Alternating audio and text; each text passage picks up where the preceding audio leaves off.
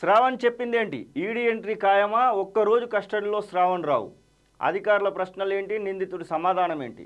Iron ore cheating కేసులో money laundering, benami కంపెనీల నుంచి 30 కోట్ల ట్రాన్స్ఫర్, అది కూడా ఇండియాకు వచ్చే ముందే. ఈడీ రంగంలోకి దిగితేనే 100 కోట్ల లెక్కలు బయటకు వస్తాయా?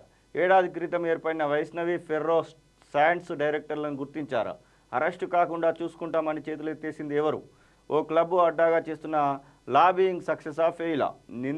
నిందితులందరూ బెయిల్ కోసం ట్రై చేస్తున్నారా? ఫోన్ ట్యాపింగ్ ఫైల్ మళ్ళీ కదిలేది ఎప్పుడంటూ స్వేచ్ఛ ఒక ప్రత్యేకమైనటువంటి కథనం రాసింది. అసలు ఫోన్ ట్యాపింగ్ కేసులో శ్రావణ్ రావు చెప్పినటువంటి మాటలు, ప్రభాకర్ రావు ఒకవేళ అమెరికా నుంచి వచ్చినట్టు అయ్యేది ఉంటే మాత్రం ఇక్కడ గత ప్రభుత్వంలో పనిచేసినటువంటి రాజకీయ నాయకులకు మాత్రం సుక్కలే అని చెప్తా ఉన్నారు.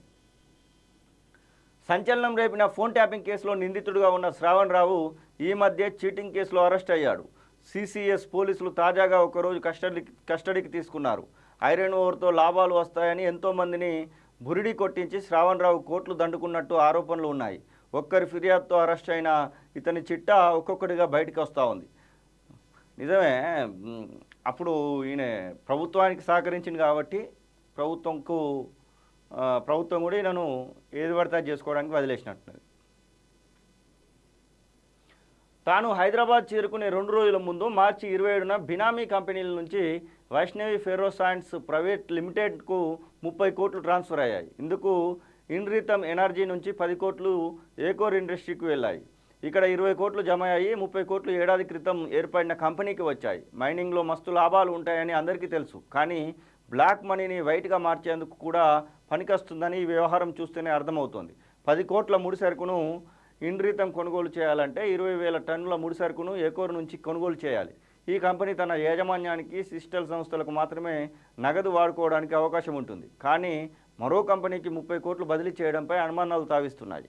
10 కోట్ల పెట్టుబడి పెట్టిన ఏడాది కంపెనీకే ఆ తర్వాత డైరెక్టర్స్గా జాయిన్ అయిన 2 తెలుగు వాళ్ళు శ్రావణి కోసానా, అజయ్ ఉప్పుకు ఎలాంటి లావాదేవీలు ఉన్నాయో సిసిఎస్ పోలీసులు శ్రావణ్ రావు నుంచి ఆరా తీస్తున్నారు.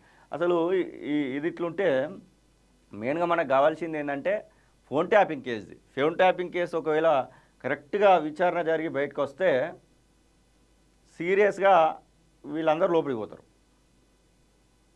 ఎందుకంటే ఫోన్ ట్యాపింగ్ కేసులో చాలా లొసుగులు అన్నీ నడుస్తూ ఉన్నాయి కాబట్టి.